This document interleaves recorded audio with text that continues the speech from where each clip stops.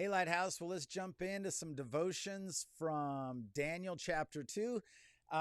If you have any questions about the ministry here, you can get us at the website at lighthousebaptist.net.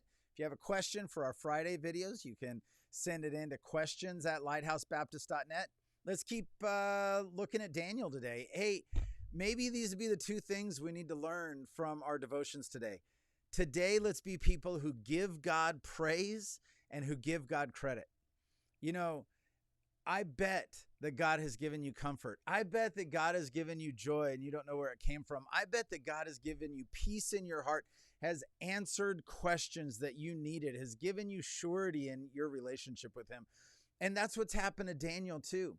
You remember Daniel and his friends are in some trouble. The king is on a rampage. He's killing all of the government officials because nobody can tell him what his dream is. And Daniel, when this was made known to him, he said, why don't you make an appointment with the king for me? Because I'm going to go and we're going to pray about this. And I think God is going to give me an answer. So he went. We talked about this last time we were together. He went and got his friends who also trusted in the God of Israel, and he called them to prayer. We talked about the importance of just praying with your friends when there's needs in your life. So God gives Daniel an answer. There's a dream in the night that Daniel gets an answer. Interesting. It's a dream that caused the problem, and it's also a dream that is the means of God answering Daniel's prayer. And instead of Daniel popping up and running off to the king, he takes a moment. He wakes up and he takes a moment to write a poem of praise to God, to sing to God. And I wonder if you and I might not start our day just singing praises to God. Go on a walk and lift up your eyes and tell God how amazing He is. Write a poem, paint a picture, sing a song, that we might do something with our voices, our minds, our bodies that are response to what God has done for us out of praise. Today, let's be people who give God praise like this. Blessed be the name of God forever. I'm in chapter 2 and verse 20. Blessed be the name of God forever and ever, to whom belongs wisdom and might. He changes times and seasons. He removes kings and sets kings up. He gives wisdom to the wise, and He acknowledges those who have understanding. He has revealed deep and hidden things. He knows what is in the darkness, and the light dwells with Him. Just really giving praise to God for who He is. God, it's not me, it's you that has the mysteries of life. And this idea of light, man, we know this is a New Testament idea, right? That because of God, we can see the truth of the universe. We can see things clearly because God is light. And that's what's happened to Daniel.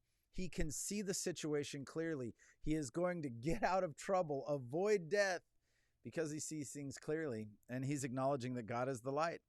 To you, O God of my fathers, I give thanks and praise. Well, that's interesting. Remember, one of the big ideas about Daniel is that Daniel is an exile outside of Canaan, outside of the promised land. And we are learning that even as an exile in Babylon, the God of Israel is the God here too. The God of Israel is still Daniel's God and is able to reveal mysteries not just in the promised land, but also in Babylon. So Daniel says, the God of my fathers, the God of the patriarchs, the God of my forefathers, the God of Abraham, Isaac, and Jacob. You are here in Babylon as well. For you have given me wisdom and might, and have made known to me what we asked of you. For you have made known to us the king's matter. So then Daniel does. He goes and he keeps his appointment with Nebuchadnezzar. And Nebuchadnezzar has a question for him down in verse 26.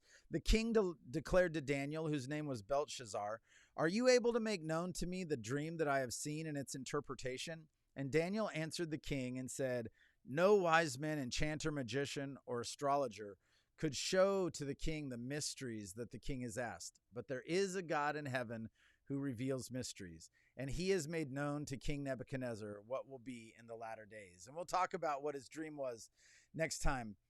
But isn't this amazing? Not only does he give God praise privately, but he gives God credit publicly. Today, let's be people who give God praise privately and give God credit, glory publicly. It would have been pretty easy. Daniel has his answer, and he could have just stood in front of Nebuchadnezzar, and as Nebuchadnezzar said, hey, do you have the answer? He could have said, yeah, I have the answer, and it would have been true. But instead, he makes the point to say, Nebuchadnezzar, I want to show you the folly in worldly wisdom. I want to show you that your sorcerers, your magicians, your enchanters, your magi, they could not come up with the answer.